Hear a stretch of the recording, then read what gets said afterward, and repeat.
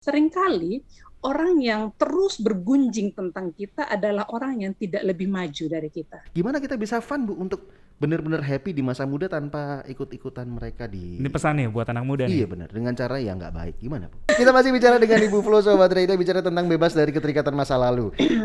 Ibu Flo, kalau misalnya punya masa lalu yang buruk, Iya. otomatis orang lain juga tahu track record kita. Oh mungkin pembohong, mungkin penipu, mungkin penjahat, banyak lah ya kita mau sebutkan ya.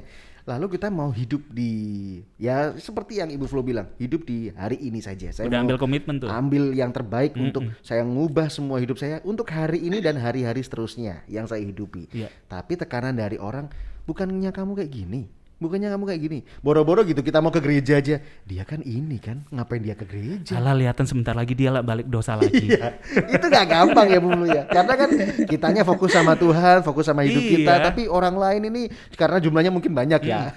Apakah harus pindah kota mungkin? Waduh, Atau gimana mungkin? ini udah pindah dari orang tua, pindah dari kota, ya ampun, gimana Bu solusinya? Jangan pindah planet aja ya. Jadi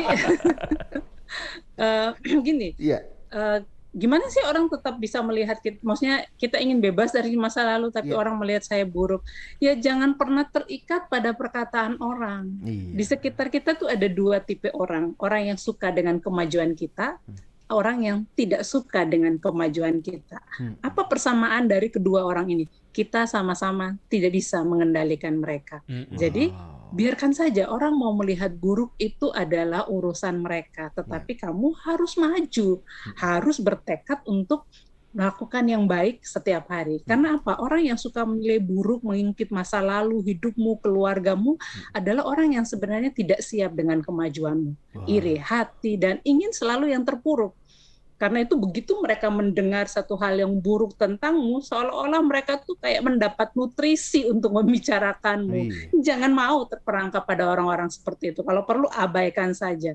Coba deh kita cek. Seringkali orang yang terus bergunjing tentang kita adalah orang yang tidak lebih maju dari kita. Dia tertinggal, mesti tertinggal di belakang kita. Dia mau menarik diri kita ikut ada di belakang. Ya jangan mau gitu ya. Karena orang yang pikiran maju, orang yang sudah maju, yang tidak mau mempercakapkan orang, seringkali ya memang hidupnya itu lebih baik. Maju. Nah kita tuh justru harus mengikuti orang-orang yang seperti itu gitu. Kalau dia mau tertinggal, yang suka menuding masa lalu kita atau yang kayak tahu kita sedang masalah lalu kayaknya senang begitu, ya biarkan saja.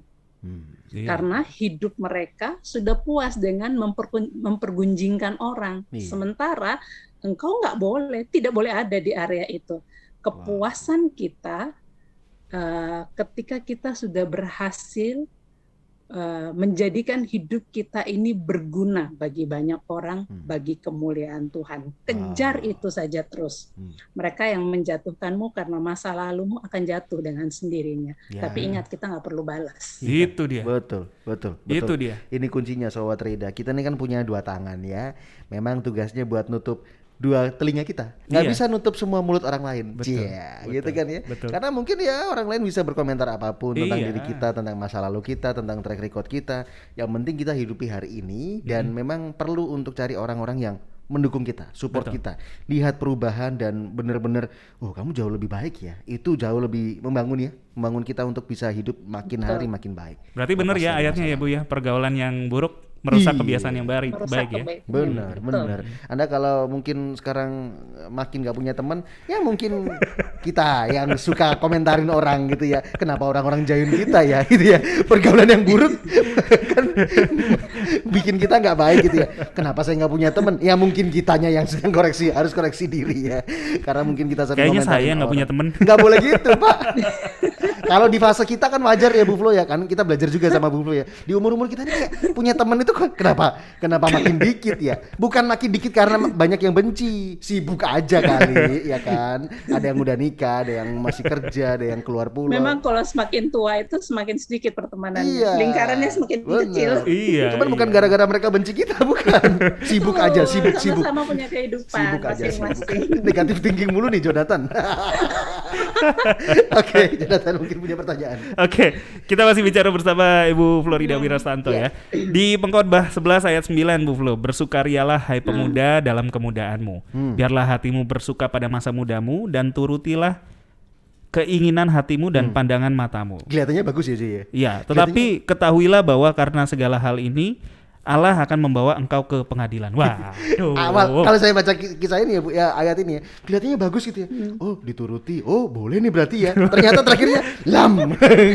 Allah akan membawamu ke pengadilan. Shock terapi, ya. Iya. Ini pertanyaannya, Bu. Terus gimana kita bisa fun? Apalagi anak muda mungkin ya. Tadi kan konteksnya anak muda. Anak muda kan pengen belajar segala sesuatu, pengen tahu gitu kan. Gimana kita tetap bisa bahagia? Padahal teman-teman kita mencari kebahagiaan dengan cara yang nggak baik, nggak benar mungkin ya. Atau dengan cara-cara yang ini Tuhan suka nggak sih ya? Dan akhirnya ketika kita ikut-ikutan ke sana, kita akhirnya membentuk masa lalu, masa kini ya, untuk masa lalu di masa depan yang ngapain saya lakukan itu sih ya? Gimana kita bisa fun Bu untuk benar-benar happy di masa muda tanpa ikut-ikutan mereka di... Ini pesannya buat anak muda nih. Iya benar, dengan cara yang nggak baik. Gimana Bu? Kita harus ingat satu ya, bahwa hidup itu harus ada remnya gitu. Jangan sampai kebablasan. Tuhan itu juga mengizinkan kok kita menikmati jerih lelah kita gitu ya. Kita bisa menyenangkan diri kita, boleh, tapi ingat tetap ada remnya. Remnya yaitu apa? Ya takut akan Tuhan itu. Jadi kalau sejak muda kita belajar hidup takut akan Tuhan, kita semua bisa melakukan apa yang menyenangkan hati kita, tapi kalau remnya takut akan Tuhan adalah nggak kebablasan sampai kemudian jatuh dalam dosa. Iya, itu dia. Karena itu bagaimana kita harus menjalaninya? Saya selalu bilang gini, kamu bangun pagi itu berkomitmenlah untuk hidup baik. Berkarya, berusaha yang terbaik. Ketika engkau mau maju menjadi baik, mungkin akan banyak orang yang mentertawakanmu, biar saja. Kita itu ingat satu doa yang Tuhan Yesus ajarkan. Doa Bapa kami, dalam satu frase itu dikatakan gini, berikan kami pada hari ini makanan kami yang secukupnya. Itu bukan soal makanan doang loh, tapi bagaimana menjalani hidup satu hari demi satu hari dengan hal yang baik dan benar. Mengisi hati kita, pikiran kita dengan nutrisi yang baik. Supaya ketika kita menjalani hari ini, ya remnya itu ada. Dan ketika malam hari kita mau tidur, kita berdoa itu dengan hati yang puas. Berlimpah dengan rasa syukur, terima kasih Tuhan, hari ini saya sudah jalani dengan sebaik-baiknya. Wow. Kalau kita benar-benar bisa mulai hari dengan seperti itu, mungkin lebih better gitu ya, lebih jauh lebih baik daripada ntar saya mau cari happy di mana ya. Akhirnya ikut teman ke sana, ikut teman ke sini, dan akhirnya kita nyesel, dan akhirnya kita terikat sama, saya kemarin kayak gini lagi, nggak bisa lepas dari hal-hal buruk itu, begitu terus, dan akhirnya masa lalu lagi yang disalahkan, nggak bisa berubah lagi, nggak bisa move on lagi, dan itu kuncinya Sobat Rida. Ada satu ayat yang mungkin bisa dipakai untuk anak-anak muda ya, Bu Flo ya, di 1 Korintus 10 ayat 23, mungkin bisa pas ya Bu Flo ya. Segala sesuatu diperbolehkan, benar, tetapi bukan segala sesuatu berguna. Segala sesuatu diperbolehkan, benar, tetapi bukan segala sesuatu membangun. Itu bisa dipegang ya Bu Flo ya. Betul banget tuh. Itu sebenarnya mengajarkan kita supaya jangan kebablasan. Boleh semuanya, tetapi ingat, tidak semua itu berguna, tidak semua itu bersifat membangun hidupmu gitu. Begitu banyak orang-orang yang memang menyesali masa mudanya.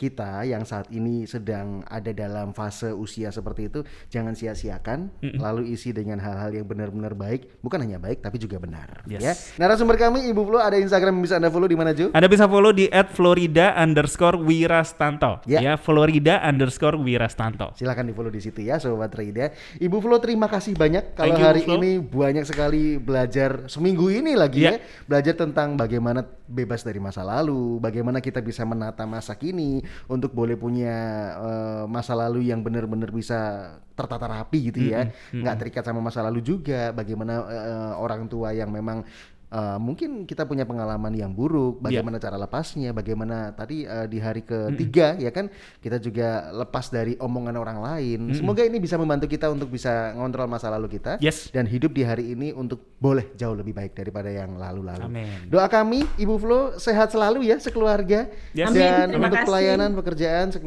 sekeluarga juga boleh makin luar biasa. Makasih Ibu Flo buat waktunya. Terima kasih, Tuhan berkati semua Sobat Gatra Yuda. Terima kasih. You are listening to pujian terbaik yang memberkati 96.4 Bahtera Yuda FM. The sound of faith, hope, and love.